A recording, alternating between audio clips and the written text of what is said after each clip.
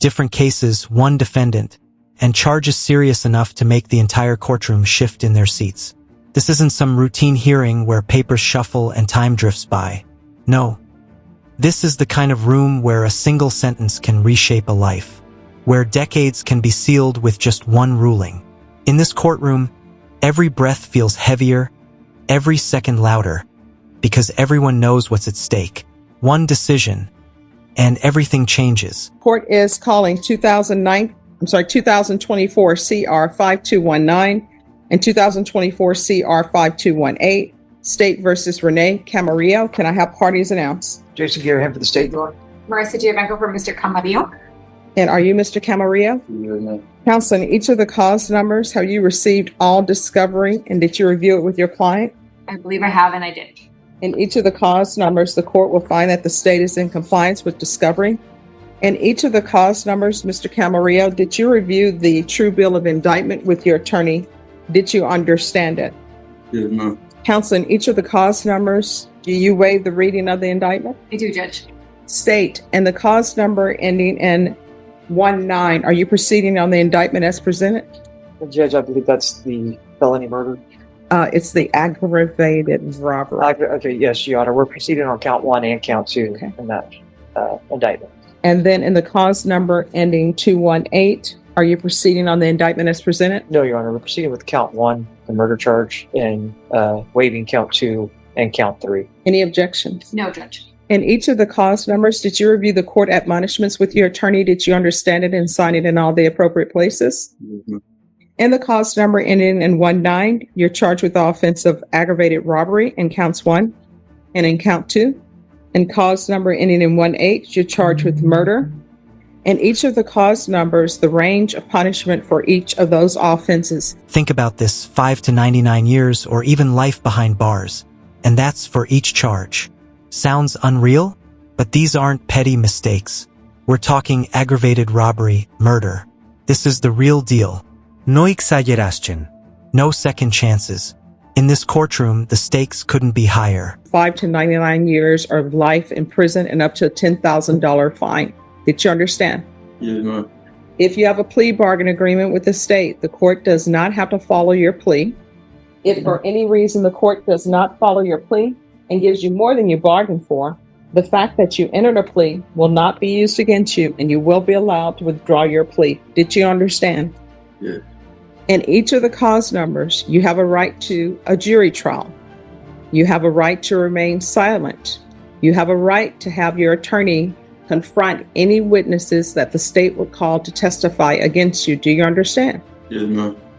All right, so do you understand by entering this plea, you are giving up your right? By entering a plea, he's giving up some of the most powerful protections the law provides. The right to a jury, the right to remain silent, even the right to cross-examine witnesses. That's the cost of a plea deal. No trial. No debates. No second chances. Once it's done, there's no turning back. Every choice, every word, every move matters in this room. Do you understand by entering this plea, you're giving up your right to remain silent? So, Yes. for example, if you were to go to a jury trial, the state could not call you to testify. Do you understand? Yes. Right, because you're entering into a plea, you can be called as a witness because you're giving up your right to not be called or your right to remain silent. Do you understand? Yes. Okay. And do you understand you're also giving up your right to have the state call witnesses to seek to prove that you're guilty beyond a reasonable doubt? Do you understand that? Yes, ma'am. And so in doing that, you're giving up your right to have yourself or your attorney question any witnesses that the state would call. Do you understand? Yes. Counsel, has your client been able to provide you with any defenses? Do you believe he has a rational as well as a factual understanding of the charges against him? I believe he does. Do you believe he's currently competent and was legally sane at the time of the offense? I believe so, yes. Mr. Camarillo, has anyone threatened you, coerced you, or placed you in fear to get you to enter this plea? No, ma'am. Anyone promised you anything other than the plea? No, ma'am. Are you satisfied with the way you've been represented? Yes. Are you a U.S. citizen? Yes, ma'am. All right. In each of the cause numbers, the court will find that defendant has knowingly and voluntarily waived his right to jury trial. And each of the cause numbers, did you review the plea bargain page with your attorney? Yes. Did you understand it? Yes. All right. And the cause number ending in 19, according to your plea, the state is proceeding on counts 1 and 2. They're asking that your punishment be assessed at 20 years in the prison. There's an affirmative finding of deadly weapon. There are no applications. This case will run concurrently with 2024 CR 5218. And they are taking in consideration 2025 CC 005805. And the cause number ending in 19, the state is proceeding on count 1. They're asking that your punishment be assessed at 20 years in the prison. There's an affirmative finding of deadly weapon. There are no applications. And this will run concurrent with 2024 CR 5219. Thank you. And they're taking in consideration 2025 CC 005805. Here's what really matters, a deadly weapon finding. This isn't just a scary headline. It's a game changer. It means parole becomes almost impossible for at least 10 years. It locks in a longer, harsher sentence. And there's no easy way out. In this courtroom, one detail like this can shape an entire lifetime. Stand that to be the plea. So, according to your plea bargain agreement, in each of these cause numbers, the state is requesting that you serve 20 years in the prison. Do you understand? And do you understand with the 20-year sentence and an affirmative finding of deadly weapon, you're not eligible for parole until 10 years are served flat, which means 10 years day for day. Do you understand? Yes, ma'am. Did you understand that to be the entirety of your plea? Yes, ma'am. Defense? Yes, Judge.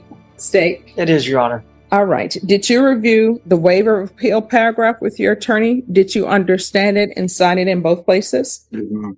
Did you understand by signing that you're waiving your right to appeal? The only items that can be appealed are pretrial motions that your attorney has filed and that we've had hearings on, and I've made a ruling on those motions. Did you understand? Yes.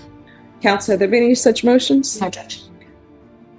Then in each cause number, the court will find that the defendant has knowingly and voluntarily waived his right to jury trial and that the defendant understands the nature of the plea bargain agreement and the defendant understands the exact plea bargain that has been reached with the state. Is there anything that you do not understand that I've spoken to you about so far? All right. Then in 2024 CR 5218 to count 1 murder, how do you plead? Guilty, not guilty, or no contest? And then in 2024 CR 5219 to count 1 of aggravated robbery, how do you plead? And to count 2 of aggravated robbery, how do you plead?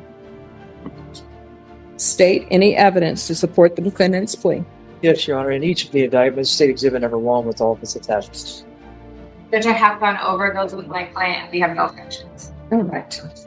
Mr. Camarillo, in each of the cause numbers, did you review the waiver and stipulations with your attorney? Did you understand it? Did you sign it in all the appropriate places? So what stipulations are you're agreeing that what in the document you're saying that's what happened. Do you understand? All right. So again, you can have a jury trial. At the jury trial, the state would present witnesses. Your attorney would have a chance to cross-examine those witnesses. Do you understand? With these stipulations that you're agreeing to, the state is not going to call any witnesses. Do you understand? Yes. So the court will be making a ruling on whether or not the state has produced enough evidence to find you guilty of each of these counts beyond a reasonable doubt by reviewing what the state has presented in the waivers and stipulations. Do you understand? In a trial like this, there are no witnesses, no jury, no back and forth arguments. Everything is built on documents and stipulations. Fast? Yes. Final? Absolutely. Once it's entered, it's nearly impossible to undo. Every move counts, every decision locks in. This is the reality of the courtroom. Find that defendant has knowingly and voluntarily waived and consented to stipulation of testimony and stipulations. Court will accept into evidence state's exhibits 1 and attachments, and the court will review the same. Off the record, while I'm reviewing this, if you all want to talk with Ms. Ferguson about the date when you all want to come back. All right. After reviewing state's exhibits 1 and attachments and each of the cause number, the court will find that there is sufficient evidence to find you guilty, and the court will find you guilty in each count. All right. With regard to sentencing, Yes, Judge. Just a little snafu in that. Next week, I know that Zoom may not be available. no, it will not. Let me ask you, do you all think they'll be able to Zoom sometime in this week or no? I checked into that, Judge, and they're not available Thursday, Friday, and so I mean, Are they available tomorrow? I can check on that. I mean, if you give me a moment, I can Yes. call. Otherwise, it'd be, I think, June 30th, because I know that defense counsel's in trial the following week. But if you give me a second, I can call. Okay. Okay. All right, just have a seat. We're going to see when we can do